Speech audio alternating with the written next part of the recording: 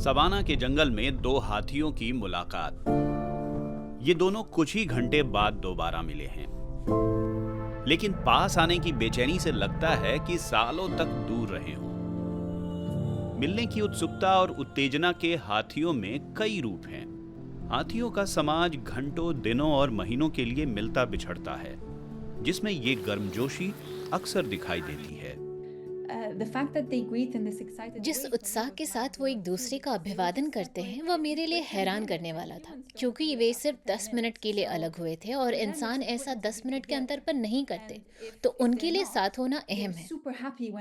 अगर वो साथ नहीं हैं तो मिलने पर खूब खुश होते हैं और एक दूसरे को छूना ये दिखाने का तरीका है कि वे दोस्तों की तरह आपस में बंधे हुए हैं।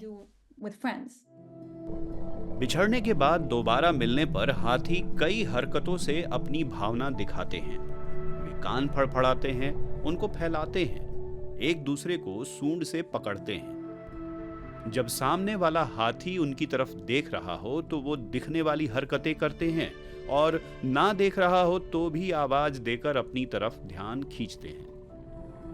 हाथी की पुकार के आवाज और लहजे में फर्क बता देता है कि मिलने की तड़प कितनी है। वे पुकार में कई तरह से आवाज निकालते हैं, जैसे कि दहाड़ना, गरजना या चिंगाड़ने का खास तरीके से इस्तेमाल। यह दिलचस्प है क्योंकि इन अभिवादनों के दौरान क्या कुछ हो रहा है इस बारे में समझ की खिड़कियां खुलती हैं। हालांकि असली खेल गंध का है, वो गंध जो उनके मलमूत्र में है या फिर टेम्पोरल ग्लैंड से निकली टेम्परिन में। ये गंध हाथी के सामने उसके साथी का सारा कच्चा चिट्ठा खोलकर रख देती है। इनसे ये भी पता चल जाता है कि हाथी संभोग के लिए तैयार है या नहीं। मिलने पर मलमूत्र का त्याग करने के भी कई मतलब हैं। एक दूसरे से मिलने की उत्सुकता में उनके मलमूत्र का त्याग और टेम्पोरल ग्लैंड से खास गंध का स्राव भी होता है। उनकी संवेदनशीलता महक पर निर्भर होती है। यह स्राव साथी को कुछ जानकारियां देने के लिए भी होते हैं कि वो कौन है, अगर वो उनसे दूर हैं तो उनके साथ क्या हो रहा है, वो कितने उत्साहित हैं, या फिर जंगल में उनकी यौन अवस्था कैसी है। हाथी की याददाश्त पक्की और समझदारी बहुत ऊंचे दर्जे की है। संचार के मामले में तो उनके हुनर की बराबरी दुर्लभ है। जब वो एक दूसरे की तरफ बढ़ते हैं तो ऐसे गरजेंगे जैसे सामने वाले को खोज रहे हों। जब वो जान जाते हैं कि कौन उनसे मिलने आ रहा है तो उनकी तरफ बढ़ेंगे और कानों को थपथपाते हुए उन्हें फैला देंगे। पास आने पर छूने और सूंघने के साथ और बहुत कुछ होता है।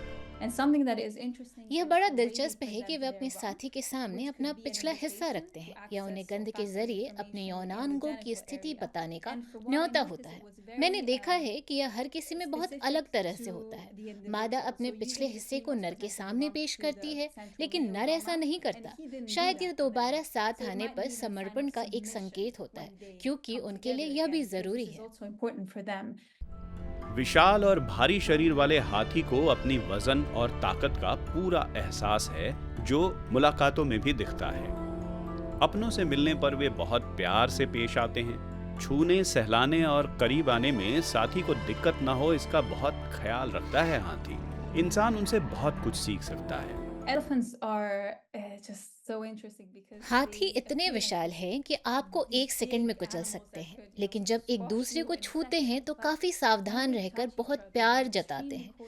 मेरे लिए तो इस वजह से हाथी बहुत खास है। यह मुझे इंसान के एक बेहतर पक्ष की याद दिलाता है, क्योंकि आपस में वे इतने अच्छे और ख्याल रखने वाले होते हैं कि वह हमारे लिए एक मिसाल है। हाथी इतने बड़े और ताकतवर हैं, लेकिन अपनी सूंड का बड़ी सावधानी से बेहतरीन इस्तेमाल करते हैं। वे यह जानते हैं कि दूसरे का नुकसान कर सकते हैं, लेकिन करते नहीं। ये देह की भाषा है, जो जितना समझेगा उतना ही गहरे में उतरेगा। हाथी हो या इंसान, सबकी जिंदगी और अस्तित्व इसी संवाद से है। पुकारने, छूने और आपस में खो जाने से पहले जरूरी है साथी को जानना और उसका ख्याल रखना।